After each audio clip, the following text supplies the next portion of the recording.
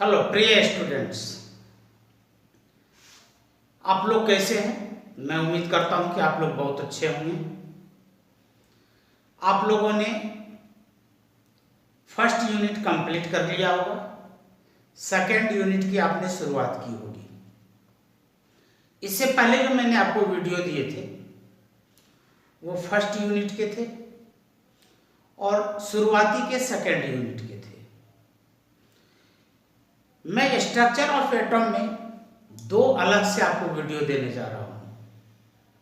आज का जो अपना टॉपिक है वो है इलेक्ट्रॉनिक कॉन्फ़िगरेशन से संबंधित। आप जब 9th या 10th में पढ़ रहे थे तो उस समय भी आपने इलेक्ट्रॉनिक कॉन्फ़िगरेशन पढ़ा होगा, लेकिन जब आप +1 में आते हैं तो कंसेप्ट तो वही होता है, लेकिन यहाँ पर उसका लेवल थोड़ा चेंज हो जाता है। इलेक्ट्रॉनिक कॉन्फ़िगरेशन का बेस अलग हो जाता है। चलिए बात करते हैं। मैं इधर उधर की बातें नहीं करूंगा, सीधे टू दी पॉइंट पर मैं आ रहा हूं। देखिए, मान लीजिए कि ये अपने पास कोई एक एटॉम है। एटॉम का ये न्यूक्लियस बनाया, इसके चारों ओर सर्कुलर पाथ है और इस सर्कुलर पाथ में इलेक्ट्रॉन्स हैं। तो इलेक्ट्रॉनिक कॉन्फ़िगरेशन का वास्तव में मतलब होता है, वास्तव में मीनिंग होता है distribution of electrons around the nucleus. Nucleus के चारों ओर इलेक्ट्रॉनों का किस प्रकार डिस्ट्रीब्यूशन है उसे कहा जाता है इलेक्ट्रॉनिक कॉन्फ़िगरेशन। जब आप इलेक्ट्रॉनिक कॉन्फ़िगरेशन समझ जाएंगे, इलेक्ट्रॉनिक कॉन्फ़िगरेशन क्या होता है, किस तरीके से लिखा जाता है, तब आपके समझ में आएगा क्वांटम नंबर। और यही दो चीज खास इंपॉर्टेंट है। इसका मतलब ये नहीं कि और सब कुछ नहीं पढ़ने हैं, पढ़ने तो हैं, लेकिन सबसे पहले आप electronic configuration, shape of orbitals, quantum number ये पढ़ेंगे। उसके बाद आपको केमिकल बॉन्डिंग समझ में आएंगे। तो यहां पर जो आपने 9th या 10th में, मैं बिल्कुल 9th 10th से शुरू कर रहा हूं।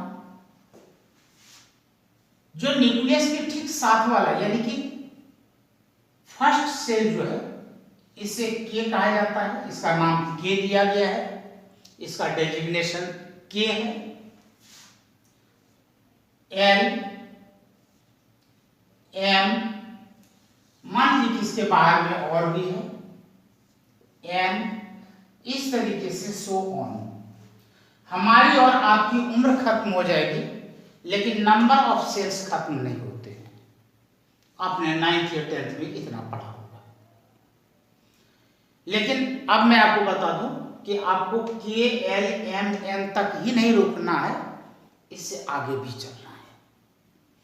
तो इसे कहा जाता है ऑर्बिट। इसे क्या कहते हैं? ऑर्बिट। इसी को एनर्जी लेवल भी कहा जाता है, इसी को शेल भी कहते हैं।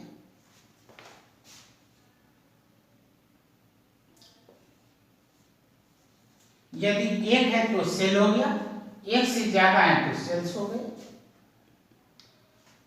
इसी को आप ऑर्बिट भी कहेंगे। एक है तो ऑर्बिट, एक से ज्यादा है तो ऑर्बिट्स, इसी को एनर्जी लेवल भी कहते हैं। एक्चुअली ऑर्बिट का मतलब होता है कि न्यूक्लियस के चारों ओर का वह सर्कुलर पाथ जहां पर इलेक्ट्रॉन्स मूव करते हैं। लेकिन इस सेल के बाद भी हमें कुछ पढ़ना होता है। Subshell, orbital. एक्चुअली जो इलेक्ट्रॉन्स होते हैं वो ऑर्बिटल में होते हैं। यदि आप डेफिनेशन पढ़ेंगे ऑर्बिटल क्या होता है, तो around the nucleus where more probability to finding of electrons. Around the nucleus where more probability to finding of electrons is known as orbital, यानी कि न्यूक्लियस के चारों ओर का वह क्षेत्र जहां पर इलेक्ट्रॉन्स के मिलने की मैक्सिमम पॉसिबिलिटीज हो। देखिए आज तक किसी ने इलेक्ट्रॉन्स नहीं देखे हैं, मैं क्या आप क्या, जिसने रिसर्च किया है उन्होंने भी नहीं देखा है। हम केवल इसके एक्टिविटी के आधार पर, सबस्टेंस के नेचर के आधार पर हम एक इमेजिन करते हैं कि ये ऐसा होगा, यहां पर होगा, ये चीजें हैं, वही चीज अपने को समझना है। रियल कुछ नहीं, फिजिक्स में क्या है, वो रियल है, वो फिजिकल है, उसको आप छू करके देख करके समझ सकते हैं। लेकिन केमिस्ट्री में कुछ भी रियल नहीं है, सब के सब वर्चुअल है, इमेजिनरी है, काल्पनिक है। इसलिए जिसे आप देख नहीं सकते हैं उसे अंदर के ज्ञान से समझना पड़ेगा। इसलिए आपको कंसंट्रेट माइंड से इस लेक्चर को देखना है। ठीक है, आगे चलते हैं। तो अब मैं आपको यहां पर बताने जा रहा हूं,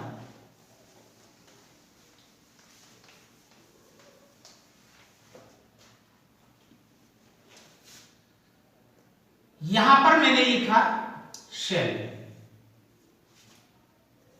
के L M N O P, आपका जहां तक दिल करे वहां तक लिख दीजिए। ये जितने भी हैं ये ऑर्बिट्स हैं।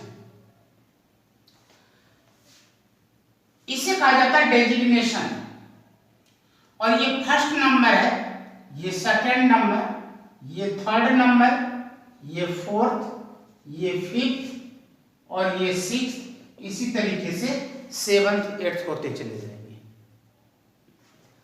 ये डेजिग्नेशन नंबर कहलाता है और ये डेजिग्नेशन ऑफ द शेल कहलाता है। अब इस शेल के अंदर सब सेल होंगे। अब इसके अंदर S, इसके अंदर S और P, यहां पर S, P और D, यहां पर S, P, D, F, S, P, D, F, G, S, P, D, F, G, H, so on, और आगे होंगे। हालांकि अपने को F तक ही पढ़ना है, लेकिन आपको मैंने बता दिया कि इन फ्यूचर जब आप कल को साइंटिस्ट हो जाते हैं, कल को कुछ आप रिसर्च करते हैं, तो वहां पर आप इसको आगे लेकर के जा सकते हैं। अब यहां पर देखिए ये जितने भी हैं ये सब के सब शेल कहलाते हैं। ठीक है, अब यदि मैं S के बारे में बात करूं तो आपके मन में होगा कि सर जी इसमें तो बहुत सारे S हैं, बहुत सारे P हैं, बहुत सारे D हैं, आप किसके बारे में बात कर रहे हैं? तो एक पर्टिकुलर सबसेल को आइडेंटिफाई करने के लिए उससे पहले, उसके नाम से ठीक पहले हम उसके शेल का नंबर लेते हैं। जैसे यहां पर 1 लगाएंगे, यहां पर 2, क्योंकि ये S और P इस शेल का सबसेल है, यानी कि दूसरे नंबर का सबसेल है, इसलिए आपने यहां पर 2 लगाया। ये तीनों तीसरे सेल का सबसेल है, इसलिए आप यहां पर 3 लगाएंगे, यहां पर 4, यहां पर 5, यहां पर 6,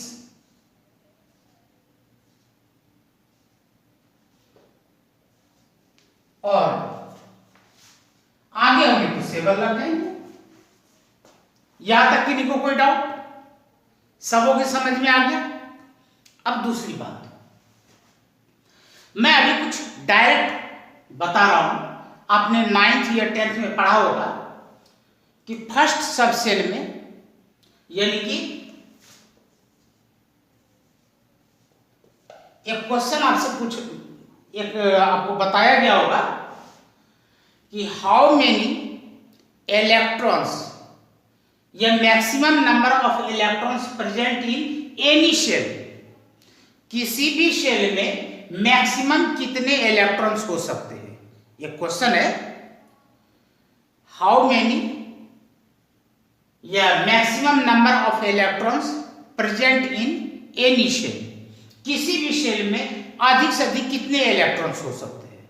मान लीजिए आपने कहा कि 18, 32, तो उससे आगे भी तो हो सकते हैं, लेकिन यदि हम यहाँ पर फॉर्मूला बोल रहे हैं तो वो सबों के लिए एप्लीकेबल होगा। यहाँ भी 2n², यहाँ भी 2n², हर जगह नंबर ऑफ इलेक्ट्रॉन्स 2n⁻², इतने होंगे। अब यहाँ पर n क्या है, तो जो स्मॉल लेटर में मैंने n लिखा है वो ये चीज है, ये जो सर्कल कर रहा हूं यही n है। यदि आप k के बारे में बात कर रहे हैं तो k के लिए n का वैल्यू 1 होगा, l के बारे में बात कर रहे हैं तो इसके लिए n का वैल्यू 2 होगा, m के बारे में बात कर रहे हैं तो इसके m के लिए n का वैल्यू 3 होगा। समझ में आ गया? जरा चेक करते हैं यहां पर नंबर ऑफ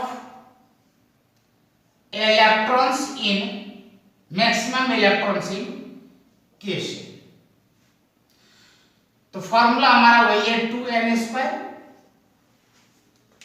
अब यदि वही फॉर्मूला है तो ये 2 तो आपने लिखा, और k के लिए n का वैल्यू 1 है, यहां पर 1 का होल स्क्वायर आपको मिलता है 2 × 1 × 1 इज इक्वल टू 2, यानी कि k में मैक्सिमम नंबर ऑफ इलेक्ट्रॉन्स कितने होंगे, 2 होंगे। Similarly number of electrons in L shell, अब 2 तो यहां पर ये है ही, लेकिन L सेल के लिए n का वैल्यू 2 माना जाएगा, तो यहां पर इस 2 के ऊपर पावर 2 होगा, यहां पर हुआ 2 × 2 × 2 इज इक्वल टू 8। उसी तरीके से आप इसके बारे में बात कर सकते हैं, यहां पर 2, अब m के लिए n का वैल्यू 3 होगा, आपने यहां पर लिखा 3, तो यहां पर 2 × 3 × 3, तो 3 3 जा 9, 9 2 जा 18, यानी कि m सेल में मैक्सिमम 18 इलेक्ट्रॉन्स रह सकते हैं, इससे ज्यादा नहीं रहेंगे। एक और ले लेते हैं n, यहां पर 2, अब इस n के लिए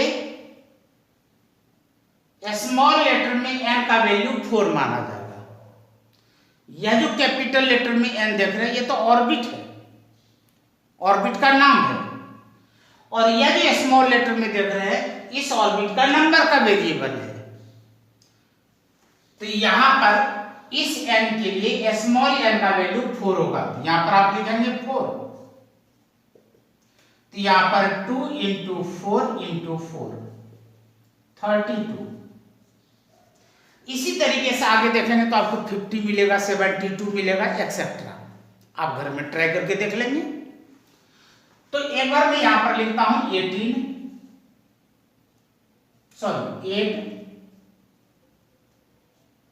18 32 50 70। यहां तक किन्हीं को कोई डाउट हो तो पूछ लीजिएगा। जब तक लॉकडाउन चल रहा है तब तक ऑनलाइन मेरा पढ़ाने का यही सिस्टम रहेगा, क्योंकि लाइव क्लास में क्या होता है कि नेट की थोड़ी प्रॉब्लम होती है, इसलिए मेरी पूरी बात आप तक पहुंच नहीं पाती है, आवाज कट कट करके पहुंचती है। यदि आप कोचिंग भी लेना चाहें तो ऑनलाइन का भी मैं कोचिंग इसी तरीके से दूंगा। आप मेरे पास आए, ये मेरे अकाउंट में आप पैसे डालें। सबसे पहले आप जिस स्कूल में पढ़ते हो उस स्कूल में एडमिशन ले लें, उसके बाद किसी ट्यूशन में टीचर को आप पेमेंट करें, क्योंकि पहले आपके स्कूल में आपका एडमिशन होना कंपलसरी है। उसके बाद यदि आपको लगता है कि आपको ऑनलाइन कोचिंग की जरूरत है, ऐसे तो स्कूल की तरफ से सभी टीचर पढ़ा रहे हैं, मैं भी स्कूलों में पढ़ाता हूं, तो मैं भी स्कूल के बच्चे को ऑनलाइन पढ़ा रहा हूं। तो आप यदि ऑनलाइन कोचिंग लेना चाहते हैं तो मेरा ये मानना है कि आप मेरे अकाउंट में पैसे डलवाएं, मैं आपके घर पेन ड्राइव में अपना कंप्लीट वीडियो लेक्चर लोड करके आपको दे दूंगा। आपको जिस समय टाइम मिले, नेट का कोई प्रॉब्लम नहीं होगा उस समय, क्योंकि आप अपने घर में मोबाइल में देख रहे हैं या लैपटॉप में देख रहे हैं, पेन ड्राइव की हेल्प से देख रहे हैं, इसलिए उसके लिए नेट की कोई जरूरत नहीं है। तो आप अपने घर में उस वीडियो को देखें। कोई डाउट हो तो आप मेरे से व्हाट्सएप पर कांटेक्ट करें, और वीकली मैं ऑनलाइन टेस्ट दूंगा, वो आप घर से बैठे बैठे ऑनलाइन टेस्ट देंगे। उस टेस्ट में जो भी आपके प्रॉब्लम होंगे वो डाउट्स में बाद में लूंगा। तो चलिए यहां पर हम लोग इसको समझ लेते हैं। तो अब आगे बात करते हैं हम लोग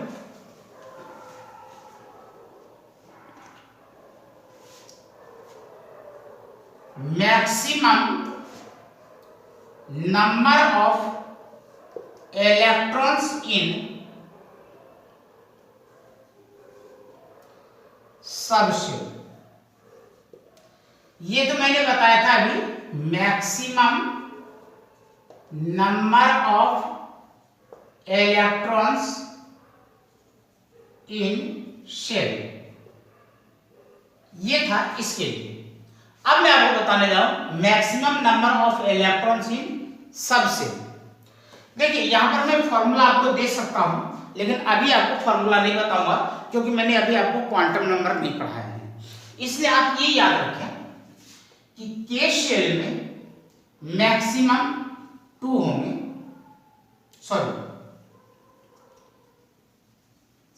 सबशेल में यहां पर कौन कौन से हैं ये देख लीजिए, S P D F G H, अभी जो मैंने लिखे हैं इतने ही हैं। तो आपको कैसे याद रखना है कि केवल एक याद रख लें, एस में मैक्सिमम 2 इलेक्ट्रॉन्स होते हैं, पी में यहां पर 6 होते हैं, डी में यहां पर 10 होंगे, और एफ में यहां पर 14 होंगे। इसे आप मेमोराइज कर लें, फॉर्मूला इसका भी है, लेकिन अभी मैं आपको नहीं बताऊंगा, नहीं तो आप उलझ जाएंगे और रास्ते से भटक जाएंगे। यानी कि यहां पर देखिए हर एक दूसरे के बीच में 4 इलेक्ट्रॉन्स के डिफरेंस है। यहां पर 2 + 4 6, 6 + 4 10, 10 + 4 14। तो इसका मतलब इसके आगे कितना हो जाएगा भाई, 18 हो जाएगा, उसके आगे कितने हो जाएंगे, 22 हो जाएंगे। बात समझ में आ गई? तो एक बार आप इतना याद रखें, और बीच बीच में आप वीडियो को पॉज करके, रोक करके आप अपने हिसाब से कॉपी में जरूर नोट करें। यदि आप मेरे से कोचिंग लेते हैं तो मैं आपको नोट्स भी प्रोवाइड करवाऊंगा।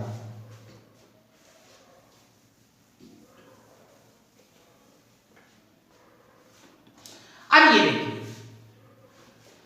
एस में कितने इलेक्ट्रॉन्स हो सकते हैं भाई, 2, तो यहां पे 2, पी में 6, 2 6 10, 2 6 10 14, 2 6 10 14, और यहां पर मैंने आपको 18 कहा था, 2 6 10 14 18, और इसमें क्या हो जाएगा, 4 बड़ा करके लिखिए, तो 18 + 4 कितना होगा, 22। अब जरा सा ध्यान से देखिए,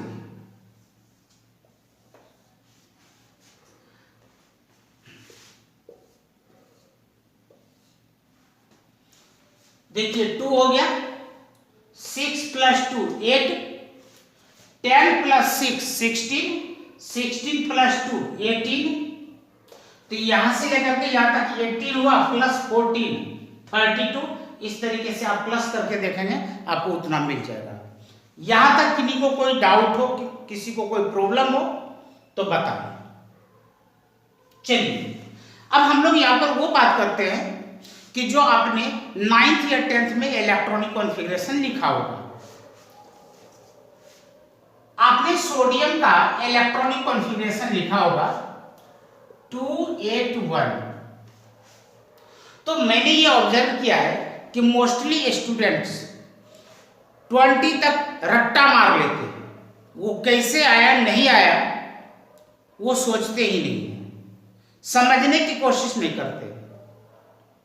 लेकिन यदि वही चीज आपको यहां पर आयरन का कर दिया जाए लिखने के लिए, तो आप नहीं लिख पाएंगे। 2 8 14 और 2।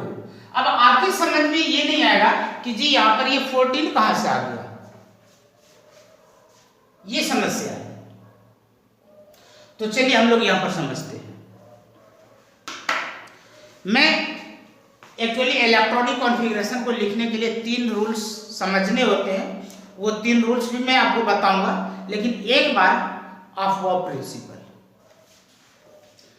शॉर्टकट में इस रूल को कैसे याद रखते हैं या कैसे मेमोराइज करते हैं कि भाई ये सांप सीढ़ी वाला फॉर्मूला है।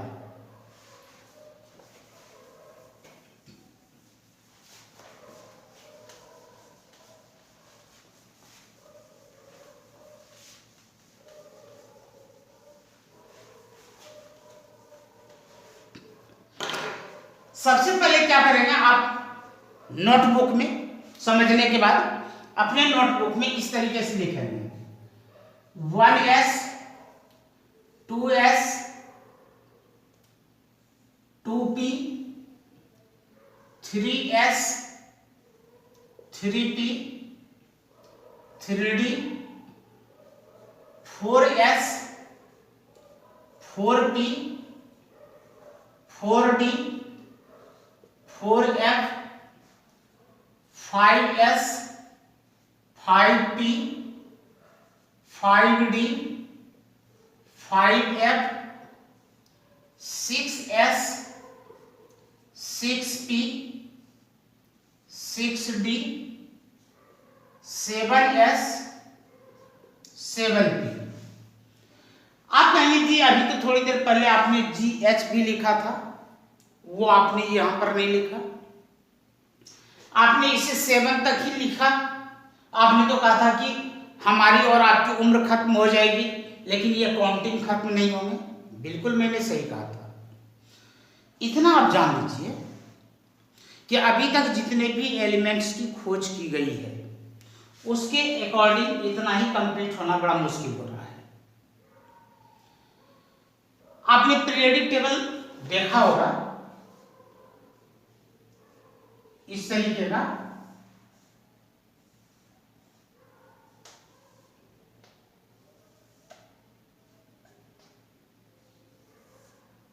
ये पीरियोडिक टेबल आपने देखा होगा।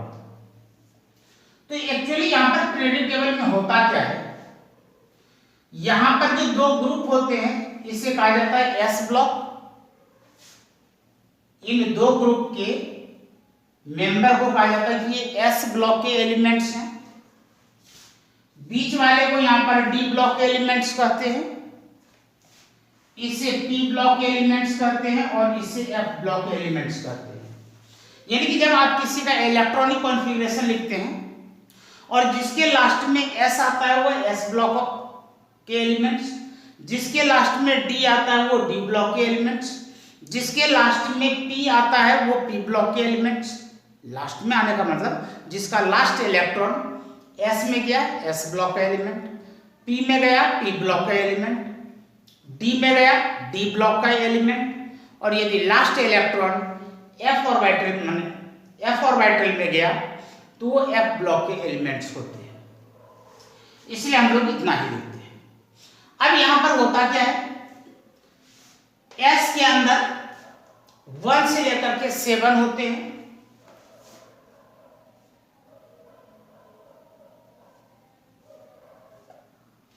वन, टू, 3, 4, 5, 6 और 7, यानी कि ये 7 पीरियड्स एस ब्लॉक में प्रेजेंट होते हैं। लेकिन डी देखिए, ये वाला चीज नहीं है, ये यहां से शुरू होता है। इसमें क्या होता है, 3D होते हैं, 4D होते हैं, 5D होते हैं और 6D होते हैं। 7D इसमें नहीं होते हैं।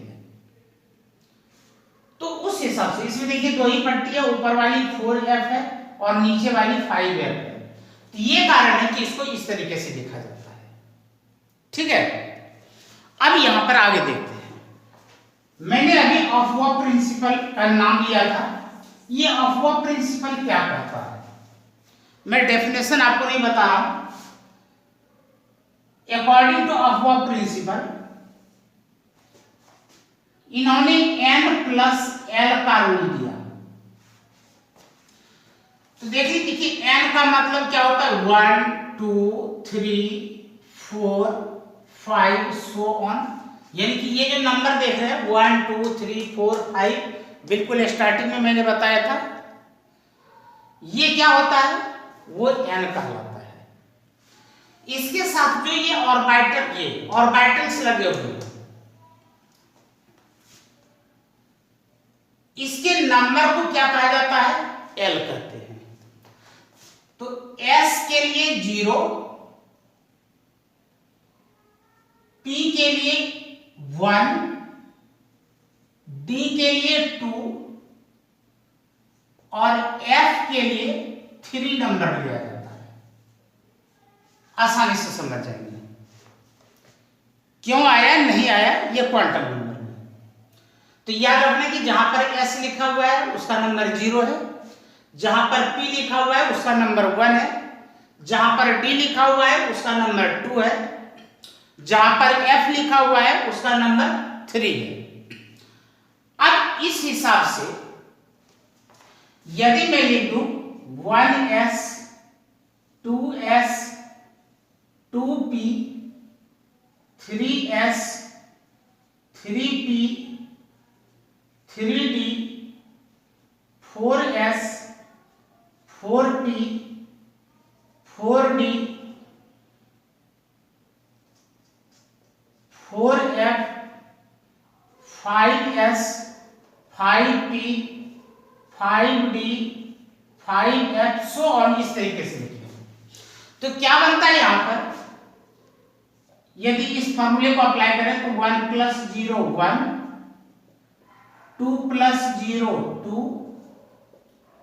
2 + 1 3, 3 + 0 3, 3 + 1 4, 3 + 2 5, 4 + 0 4, 4 + 1 5, 4 + 2 6, 4 + 3 7, 5 + 0 5, 5 + 1 6, 5 + 3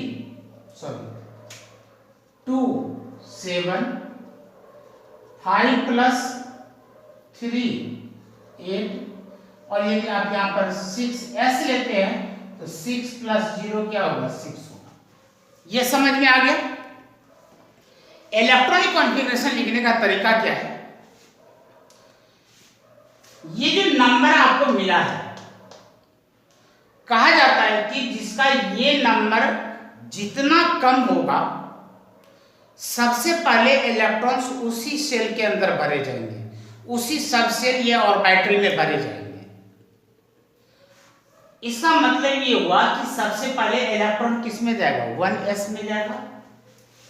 आपने यहां पर 1s में इलेक्ट्रॉन डाल दिया, मैंने यहां पर लिख दिया 1s। उसके बाद इलेक्ट्रॉन किस में जाएगा, तो 1 के बाद 2 आ रहा है तो 2s में इलेक्ट्रॉन का फिलिंग होगा, तो आपने यहां पर लिखा 2s। अब देखिए कंफ्यूजन कहां पर क्रिएट हो रहा है। 3 यहां भी है और 3 यहां भी है, ये दोनों नंबर बराबर है। जब n प्लस l का 2 या 2 से ज्यादा वैल्यू सेम हो जाए तो उस केस में तब आपको क्या देखना पड़ेगा, इस n के वैल्यू को देखना पड़ेगा। यदि ये दोनों का वैल्यू सेम है, न्यूमेरिक वैल्यू सेम है, तब आपको इन दोनों के n को देखना पड़ेगा। जिसका n छोटा होगा इलेक्ट्रॉन्स उसमें पहले जाएंगे और जिसका n बड़ा होगा उसमें इलेक्ट्रॉन्स बाद में जाएंगे। तो यहां पर पहले 2p लिखा जाएगा और फिर 3s लिखा जाएगा। तो आप अभी तक सोच रहे होंगे तो इसमें तो क्या था, सीधे लिख देते, वही तो आ रहा है 1s 1s 2s 2s 2p 2p 3s 3s। वही नहीं आ रहा है, वो आगे चल करके आपको पता लगेगा। अब यहां पर देखिए 3 के बाद 4 यहां पर भी है और यहां पर भी है, दो जगह यहां पर 4 है। तो जब दो जगह 4 है तो सबसे पहले कौन आएगा भाई, हमें यहां पर इन दोनों के n को देखना पड़ेगा। इन दोनों के n में 3 और 4 में 3 छोटा है, स्मॉलर वैल्यू है, तो यानी कि 3p में इलेक्ट्रॉन्स पहले जाएंगे, उसके बाद 4s में जाएंगे। तो आपने यहां पर लिखा 3p और 4s। अब 4s के बाद किसकी बारी है, अब बारी है यहां पर 5 और 5, 3 जगह 5 आपको मिल रहे हैं। अब इन तीनों में पहले 3d में जाएंगे, उसके बाद 4p में जाएंगे, उसके बाद 5s में जाएंगे। क्यों, क्योंकि अब हमें इस नंबर को देखना है कि किसका नंबर कम है और किसका नंबर ज्यादा है। तो अब यहां पर क्या लिखते हैं, यहां पर लिखते हैं 3d के बाद लिखेंगे 4p और 4p के बाद लिखेंगे 5s। अब 5 हो गया तो अब 6 की बारी है। 6 देख लीजिए यहां पर है, यहां पर है और यहां पर है।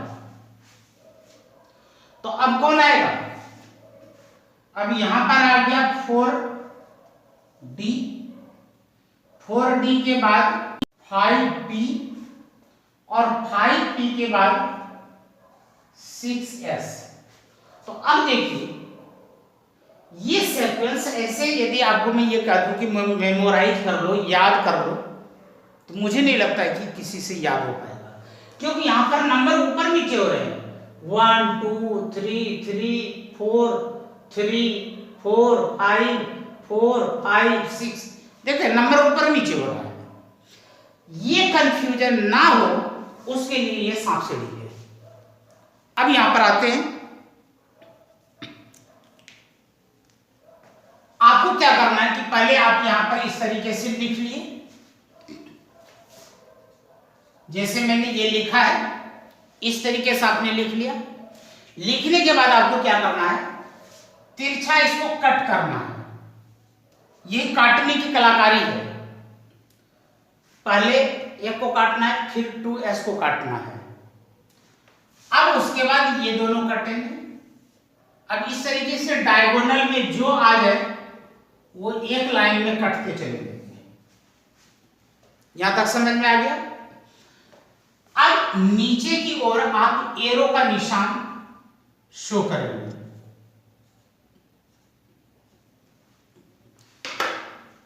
और इस नीचे वाले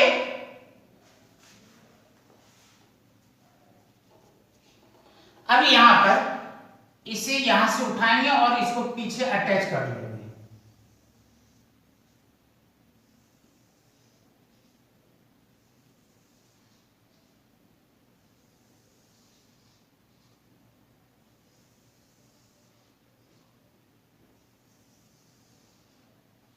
इसे आपने पीछे अटैच कर दिया। अब देखिए, अब जब भी आप इलेक्ट्रॉनिक कॉन्फ़िगरेशन लिखेंगे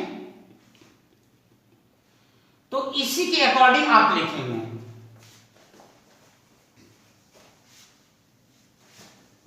अब मैं यहां पर इलेक्ट्रॉनिक कॉन्फ़िगरेशन लिख रहा हूं। मान लीजिए कि अपने को आयरन का ही लिखना है, Fe का। इसका एटॉमिक नंबर 26 होता है।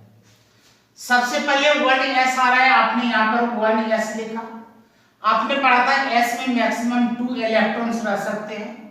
फिर यहां से चला 2s में आया,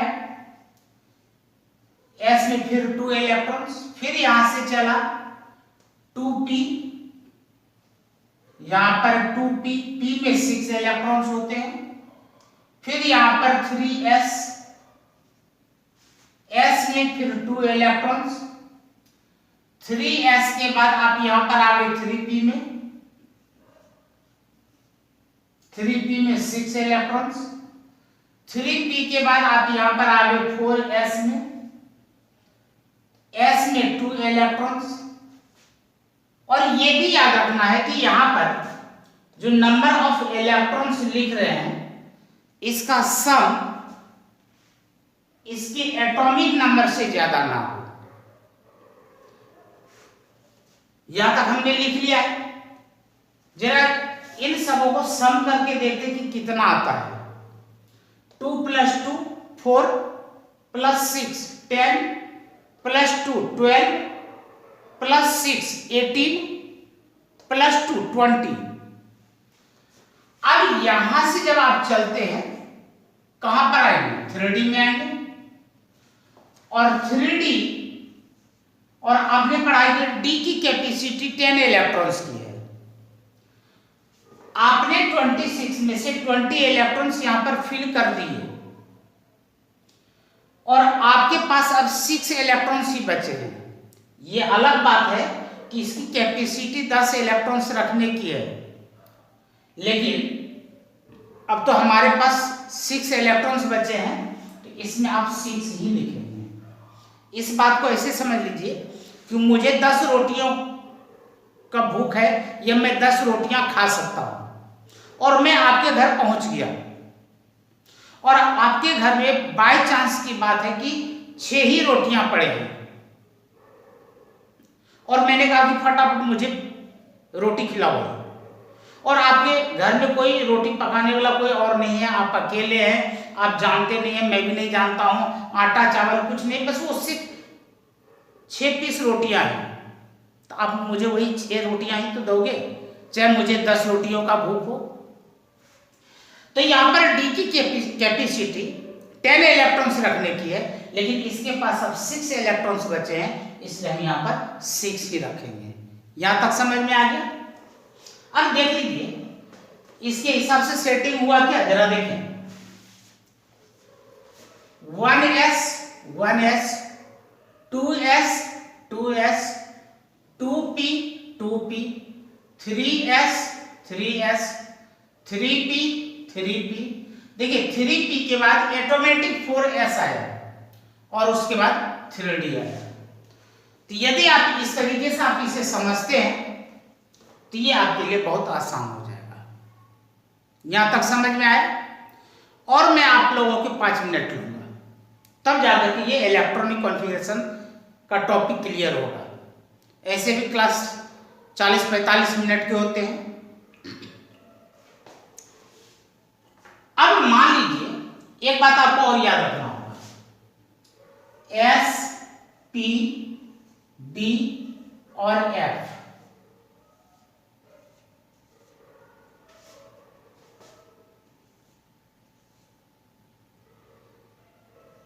टू 6 10 14 1 3 5 7 1 2 4 5 1 2 3 4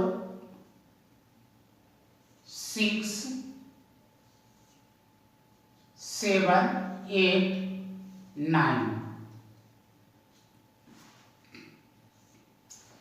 आपको यहां पर क्या याद रखना है, जिस सब सेल की जितनी कैपेसिटी है उसके पास यदि उतने ही इलेक्ट्रॉन्स प्रेजेंट हैं तो वह सबसे ज्यादा स्टेबल होगा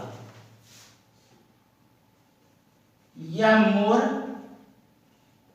स्टेबल इलेक्ट्रॉनिक कॉन्फ़िगरेशन होगा। दूसरी बात आपको याद रखना है, जिस सब ऑर्बिट्स की कैपेसिटी जितनी है उसके पास उतने इलेक्ट्रॉन्स ना हो लेकिन उसके ठीक आधे हो, जस्ट हाफ हो। मैं 2 का हाफ 1, 6 का हाफ 3, 10 का हाफ 5 और 14 का हाफ 7, या तो ये पूरे भरे हुए हो या तो फिर आधे भरे हुए हो, तो यह भी स्टेबल होंगे लेकिन थोड़ा कम स्टेबल होंगे स्टेबल ये भी है, स्टेबल ये भी है, ये ज्यादा स्टेबल है और ये कम स्टेबल है। लेकिन यदि हम लोग इसके बारे में बात करें कि यदि कोई ऐसा ऑर्बिट या सब ऑर्बिट जिसमें कि पूरे इलेक्ट्रॉन्स ना भरे हुए हों और आधे भी ना भरे हुए हों, ना तो फुल्ली फील्ड है और ना ही हाफ फील्ड है, तो यह इलेक्ट्रॉनिक कॉन्फ़िगरेशन क्या होगा, अनस्टेबल होगा। ये समझ में आया। अब इसी कंसेप्ट पर मैं यहां पर उठा रहा हूं कॉपर का होता है 29। यदि मैं आपको इतना ही पढ़ा करके छोड़ दूंगा और मैं कह दूंगा कि कॉपर का आप इलेक्ट्रॉनिक कॉन्फ़िगरेशन लिखें, तो देखिए आप गलती कहां पर करेंगे। आप लिखेंगे 1s2 2s2 2p6 3s2 3p6 4s2 और 3d9। आप यहां लिख करके और गलत करके आ जाएंगे। अब आपको देखना क्या है, खास करके डी में, कि D9 है, यानी कि D के पास 9 इलेक्ट्रॉन्स हैं। क्या D के पास 9 इलेक्ट्रॉन होगा तो उसका इलेक्ट्रॉनिक कॉन्फ़िगरेशन स्टेबल होगा या अनस्टेबल होगा? अनस्टेबल होगा।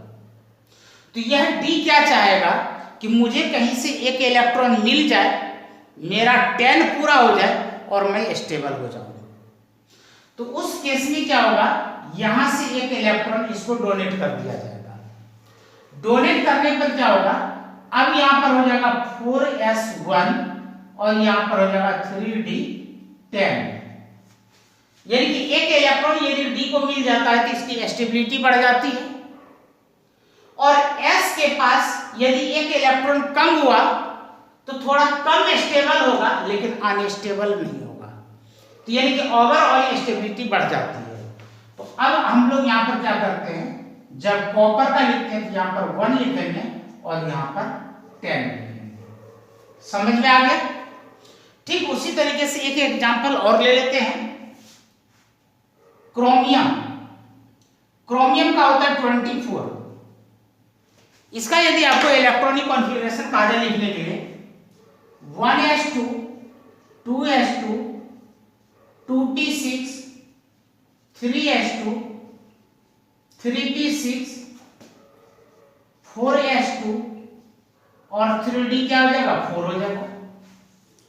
फिर वही बात, यहां पर जो इसका D है ना तो फुल्ली फील्ड है और ना ही हाफ फील्ड है, तो इसकी स्टेबिलिटी को मेंटेन करने के लिए 4s से एक इलेक्ट्रॉन वहां पर जाएगा, तो यहां पर हो जाता है 5 और यहां पर होता है 1 और इसकी स्टेबिलिटी बढ़ जाती है। ये दोनों एक्सेप्शनल इलेक्ट्रॉनिक कॉन्फ़िगरेशन है और जनरली इन दो में से कोई एक आपसे पेपर में पूछा जाएगा। ठीक है, तो आपके मन में एक क्वेश्चन उठ रहा होगा कि जी यहां पर भी तो 3d6 है, यह भी अनस्टेबल है, तो यहां पर भी इसको इलेक्ट्रॉन दे दिया जाए। चलिए मान लीजिए कि इसने एक इलेक्ट्रॉन इसको दे दिया, मान लिया, ऐसा होगा नहीं, लेकिन मान लीजिए कि इसने एक इलेक्ट्रॉन इसको दे दिया, तो एक इलेक्ट्रॉन देने पर यहां पर हो जाता है 1 और यहां पर होता है 7। तो जब नहीं दिए थे तब भी यह अनस्टेबल और देने के बाद भी अनस्टेबल। अब मान लीजिए आपके पड़ोस में 2 पड़ोसी हैं आपके, और आप उन दोनों पड़ोसी से थोड़े अमीर हैं और अभी लॉकडाउन है। अब लॉकडाउन है तो भाई क्या करें, आपका दिल करेगा कि चलो पड़ोसी के घर 2-4 रोटियां मैं डेली भिजवा दूं जब तक लॉकडाउन है। लेकिन आप एक पड़ोसी के यहां तो रोटी दे रहे, दूसरे के घर नहीं दे रहे हैं। इसका मतलब ये नहीं कि जिसको आप दे रहे हो उससे बहुत ज्यादा लगाव है। जिसको आप रोटी दे रहे हैं वो वाकई गरीब है, और दूसरा जो है गरीब तो वो भी है, लेकिन उसके पास कुछ पैसा है और वो जाकर के दारू जाकर के पी लेता है, या आप जो कुछ देते हैं वो जाकर के बेच करके उसका दारू पी लेता है। तो जब दिए तब भी भूखा, जब नहीं दिए तब भी भूखा, तो उसको आप रोटी क्यों देंगे? ठीक वही कहानी इसके साथ है कि जब नहीं दिए थे तब भी यह अनस्टेबल था, जब एक इलेक्ट्रॉन दे दिए तब भी अनस्टेबल है। तो यदि देने के बाद भी ये सुधरने का नाम नहीं ले रहा है तो भैया जो जैसे है वैसे ही छोड़ दो, इसके हाल पर इसको खुश रहने दो। समझ में आया क्या? तो आज का लेक्चर अपना कंप्लीट होता है। इलेक्ट्रॉनिक कॉन्फ़िगरेशन, इसको आप अच्छे तरीके से प्रैक्टिस करें। आपके पास जो स्टडी मटेरियल है उसमें हर एक क्वेश्चन को आप खुद सॉल्व करें, और कल मैं आपके लिए क्वांटम नंबर का वीडियो तैयार करूंगा। Thank you. आप अपने यार दोस्तों को ये शेयर करें यदि आपको अच्छा लगे, और जब ये पूरा चैप्टर तैयार हो जाएगा तो फिर ऑनलाइन टेस्ट देने के लिए भी तैयार रहें। जय हिंद।